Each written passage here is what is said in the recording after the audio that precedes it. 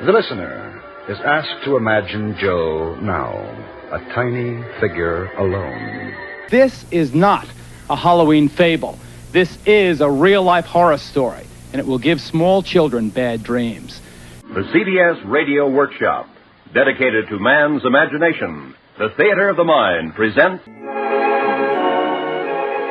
Introducing the American way of life on the threshold of the golden 60s. Color, style, comfort, utility, and convenience. Recreation, fun.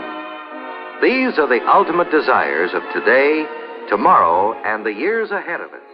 Post-war economic growth and material prosperity in the West do not satisfy the desires of everybody. And stimulating.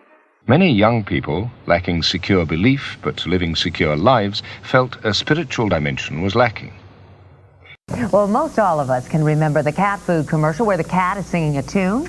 But did you know that the pet food industry is a mega billion-dollar business? In fact, one commercial is putting the final touches on a commercial right here in San Antonio to tantalize cats around the world in Tokyo. Gary DeLawn has the story.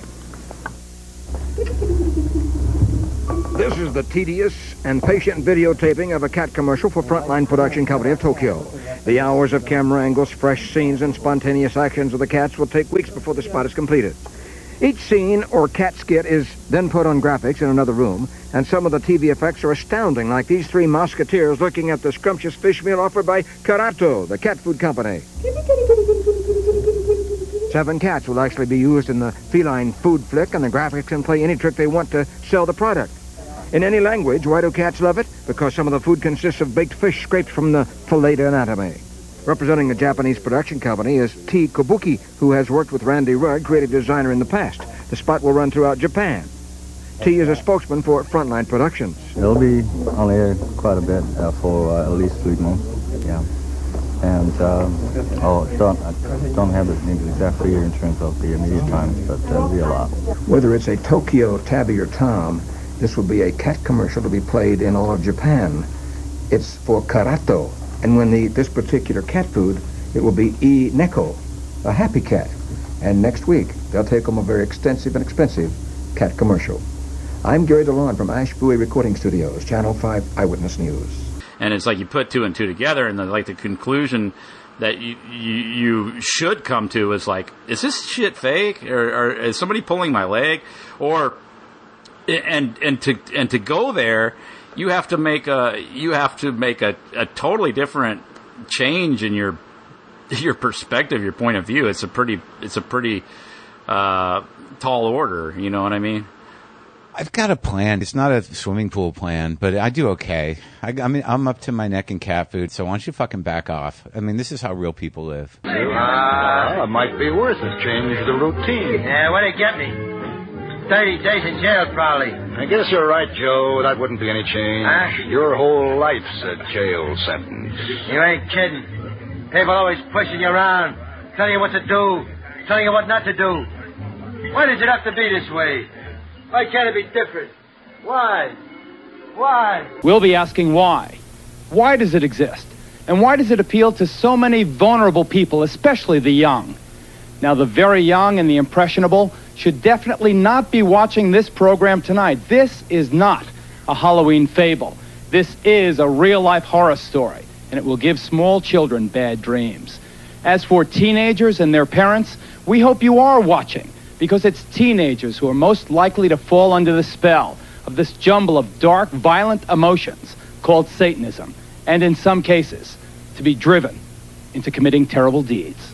Now, I don't know about you, but when I think about crazy religious cults, I imagine people in robes chanting, holding candles, worshipping aliens, and drinking Kool-Aid laced with poison that makes you go sleepy bye-bye. The stereotypical image we have of religious cults comes from the wacky antics of movements such as Heaven's Gate and those involved in the Jonestown Massacre.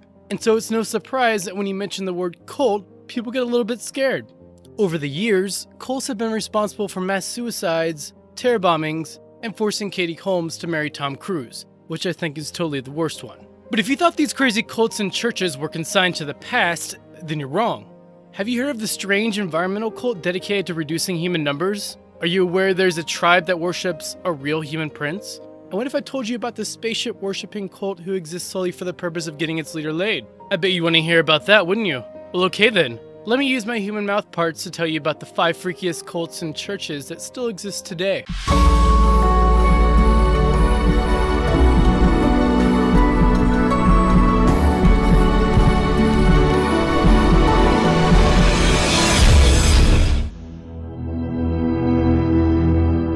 Millbrook, New York State. Here in 1963 was established a group who saw LSD as the sacrament of a new religion to change the world. They were led by Timothy Leary, a former Harvard psychology professor, fired for giving LSD to his students.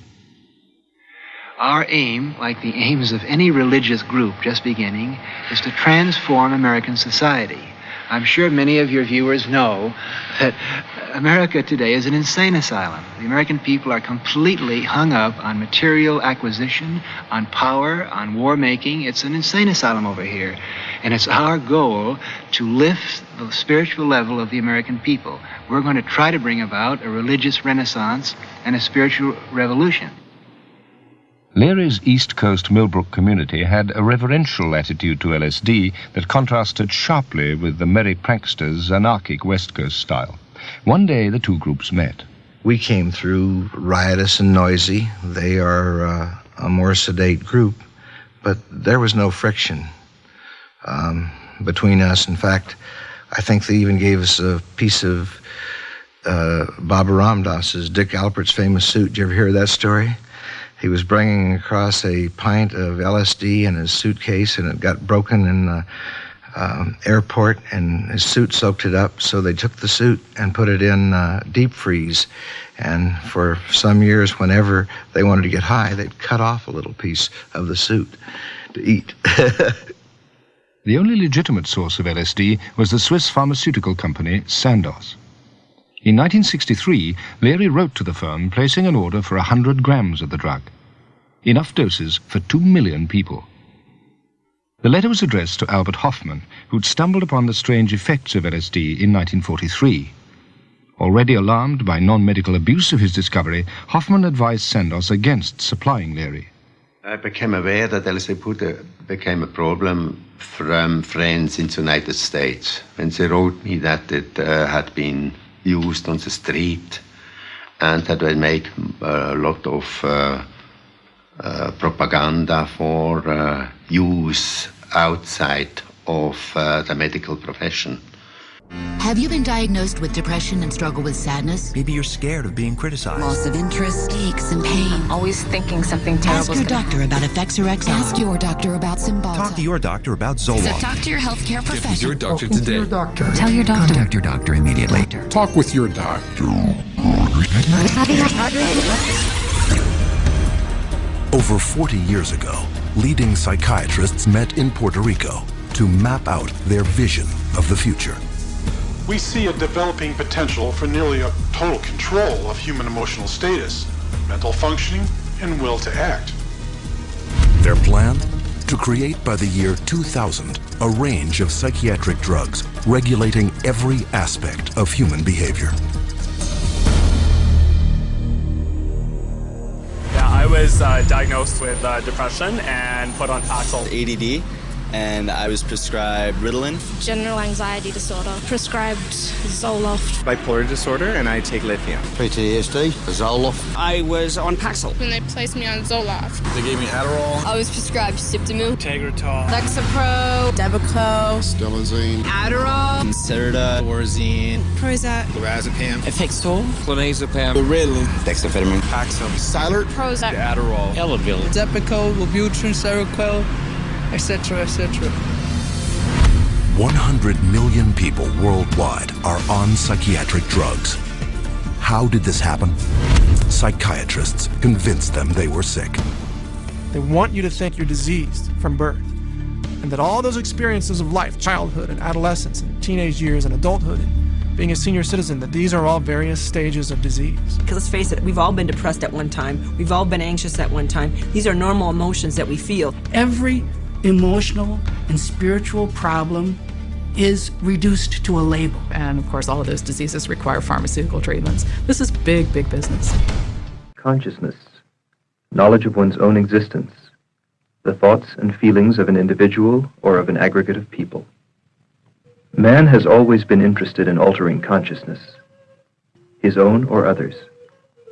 Historically, the task was left to alchemists, oracles, and medicine men. The intense use of drugs in this country has made us aware of the variety of mind-altering experiences available. Mind alteration and behavior modification, by other means, may soon be commonplace. This film introduces several methods for altering consciousness. The techniques are not related, but they are unified in that they all affect change. Each may be responsible for changing our minds in the future. The time is ripe for people to have their behavior modified. It will be modified whether scientists do it or not. These men are scientists. We have directly placed into our hands all the tools, all the facilities that we need to make the manipulations to test our hypothesis about how to bring about behavioral modification, behavioral change, behavioral control. I mean, it's not an accidental kind of thing. People in our field are deliberately trying to do it, ostensibly for altruistic kinds of purposes. It isn't so much the altruism, although that may play some part, but I'm just curious. You know, I'm just damn curious about what's going on with drugs and in the brain and behavior, memory in general. I was particularly interested in drug research. And for maybe kind of a strange sort of reason, I was interested in drug abuse because psychological dependence or physical dependence I see as being very demeaning. The dope dealer supplies drugs for customers who experiment with mind and perception at their own risk. The dealer is concerned with dealing to people that he knows, people that trust him and his judgment of what he's selling. And the pusher is the person that will just take anything that comes his way, you know, regardless of quality, and put it on the street. A dealer with a progressive consciousness, he's going to deal only drugs that won't affect the people, his friends, in adverse manners, which are the organic drugs. You know, you got a good lid to sell, and then you sit down and you try it out, and you get stoned together, and you laugh a lot, and drink a few beers, and have a nice evening along with, you know, the sale. It's not necessarily being there to sell or to buy dope. It's there to make a personal encounter. Like dope is illegal in society, but it's not even looked upon as being illegal within the culture. It's illegal in that you realize that, well, if you're caught with it, you're going to be busted. That's how illegal it is. Art is one of the ways through which perception is changed. The artist reorders our senses so that our experience of the world is given new dimension. He forces us to experiment and question what we see and if we see.